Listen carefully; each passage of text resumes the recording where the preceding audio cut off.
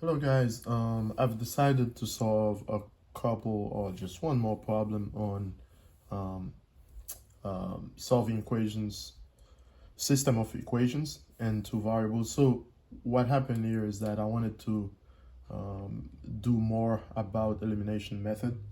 So let me solve this problem with you. So one thing, as you can see here, you have fractions. So one thing you could do, you could try to eliminate the fraction so you could have a better look at what's going on here. So I can choose to multiply the first fraction by, let's say 3, because this is basically the LCD, so I can get rid of the denominators. And I'll multiply the second one by 2, in which case I have the same number here, so LCD 2. For all the type of problems, you just need to look for the LCD and you multiply by that. That would change everything, okay? So if I do that, I'll end up with this, which wouldn't change anything really. It would just change the form of the system of equation, but not the value. So 3, if I distribute to 3 here, multiply every term by 3, I'll get negative x plus 3y equals to positive 4. And on the bottom, I'll get x minus 5y equals to, remember 2, so negative 1, okay? So that's what you have to start, all right? So once you do that, you could, it could be easier for you to see what's going on. So now I can, using the elimination method, I can, as you can see here, I already have negative x plus x, which I can eliminate. So from here, I can eliminate x, okay? And if I do that, I'm going to end up with 3y minus 5y, which is negative 2y, equals to 4 minus 1, which is 3. Then when I divide both sides by negative 2, I'll have y equals to negative 3 over 2, okay? Y equals negative 3 over 2, all right? So here, guys, what you can see is that we can actually eliminate one variable and solve for the other one. So that's why we call this the elimination method. As you can see, I get the y value, which is negative 3 over 2. I can then use it, substitute into either equation here, 1 or 2, to solve for x. The other way you could do this is by keep using the elimination method, right? So for example, if you know this was which you don't really have to do it this way, but I'm just showing you.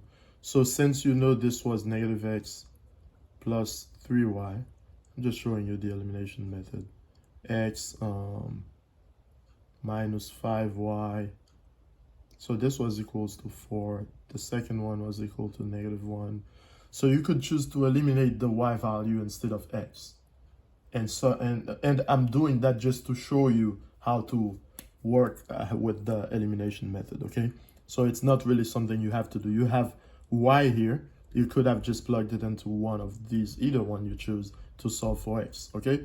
But since I'm showing you how to use the elimination method, so I'm going to use it again here to solve for x instead, because I need x as well, okay? So that's why I'm doing it, okay? So now I have 3y here, I have negative 5y here. I need the same number in order to eliminate them. Same number, different signs. I already have different signs here, so I'm good. But same number, a multiple of 3 and 5. The least common multiple in this case will be 15, right? Because if I multiply this by 5, I mean this entire equation, the first one by 5, okay? And the second one here by 3, I will get the 15 I need, right? Okay, so let's see. If I multiply, what do I get? Okay, well, I'll get 5 times negative x, so negative 5x, plus 5 times 3y is 15y, equals to, remember, this was the y value, so equals to 5 times 4, 20. Then the second one would be 3 times x, so 3x, minus 15, 3 times 5, 15y, equals to 3 times negative 1, negative 3. Okay? So here, you can then eliminate the y value to solve for it. So you could choose whatever the variable you want to solve for with the elimination method. So canceling y here, I have negative 5x plus 3x is negative 2x, okay, equals to 17, positive 17. Then you divide both sides by negative 2, negative 2. So x is negative 17 over 2. So as you can see, we just solved for x, negative 17 over 2, and we solved for y already, which was negative 3 over 2. So what we have here is an ordered pair. Again, this is x. So what we have here as the solution is an ordered pair